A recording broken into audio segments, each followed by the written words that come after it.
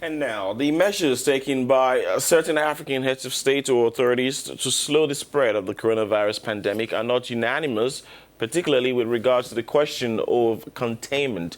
Last Saturday, for example, the governor of the city of Kinshasa in the Democratic Republic of Congo had to back off in the face of hostile reactions after the total confinement measure he wanted to impose on the population. In particular, in the DRC, parliamentarians and members of the civil society have indicated that this measure is likely to create a humanitarian catastrophe or riots if social economic conditions do not allow it. Ruth. Full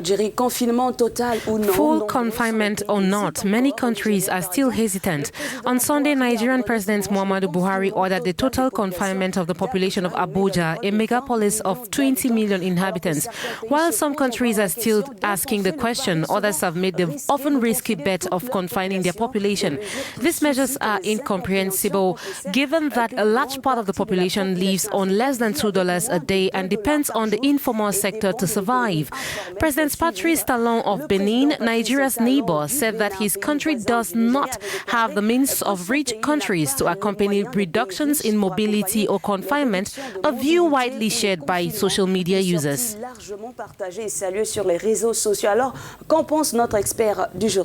Absolutely, Ruth. And for more on this, we are now being joined by Elsie Kanza, the head of Africa, member Executive Committee of the World Economic Forum. Elsie is with us from Geneva, Switzerland.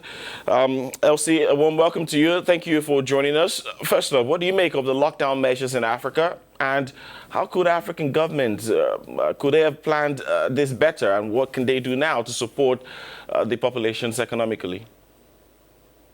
As we have seen unfold across the world, really, is that it's hard to get a proper estimate of the scale of the problem before it becomes a full-blown crisis, so to speak. And so once governments start to be able to detect and then to be able to conduct sufficient tests, it's only then that they're able to start to realize the scale of infections hitherto. So in that respect, I empathize with the authorities that are trying to get ahead of the problem. The second aspect in that regard with respect to readiness is partly because of the experience with Ebola, which primarily affected African countries. There are some regional mechanisms in place, coordination, such as the African Centers for Disease Control, that had already started working with WHO, AFRO, to help start building up the capabilities where possible for member states. In terms of what governments can do, we're seeing different interventions, such as Solidarity Fund, for instance, in South Africa, to support small businesses that have been heavily affected by the virus thus far. In Kenya, you've seen efforts to work with the Bankers Association to see how they can either alleviate interest rates or extend payment periods to make it much more accessible and affordable. The key concern is how we uphold livelihoods. How do we keep people able to just eat on a day-to-day basis? How do we keep food systems going? Here in Europe, they're keeping grocery stores open. In most of Africa, these are open markets. How can we apply the hygiene protocols and safety protocols while still ensuring that our general public has access to food on a day-to-day basis? All the news relating to the impact of coronavirus are quite worrying. How do you think African countries are going to fare after the crisis?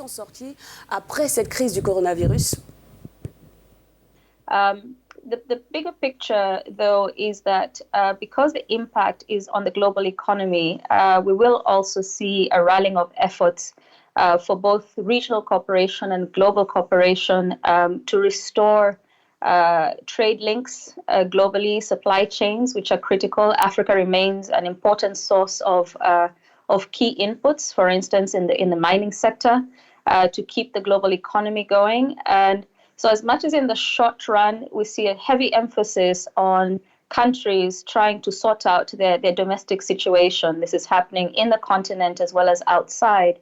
increasingly we're going to see more conversations about how to get the economy, the global economy, back on track, and through that support also to help the African economies get back on track. And in this regard, I also count the Africa Continental Free Trade Area Agreement, because that offers the opportunity to see which are some activities that can continue within the continent that can help economies get back. Elsie, I'd like to thank you for sharing your insights with us this morning, as this is how much that we can take for now. Thank you very much. Elsie Kanza, head of Africa and also the member of the executive committee at the World Economic Forum, WEF. If you're just joining us, you're watching The Morning Call, coming to you live here from our studios in Point Noir, the Republic of Congo. All of the stories that we are bringing to you on the program, you can find them on our website, www.africanews.com. We go on a quick break, and when we return, we'll take you to Burkina Faso to hear of an African values and history storyteller who's turned to live streaming to tell his stories to an online audience. Plus, Manchester City's Etihad Stadium to be used by the NHS in the UK during the coronavirus pandemic.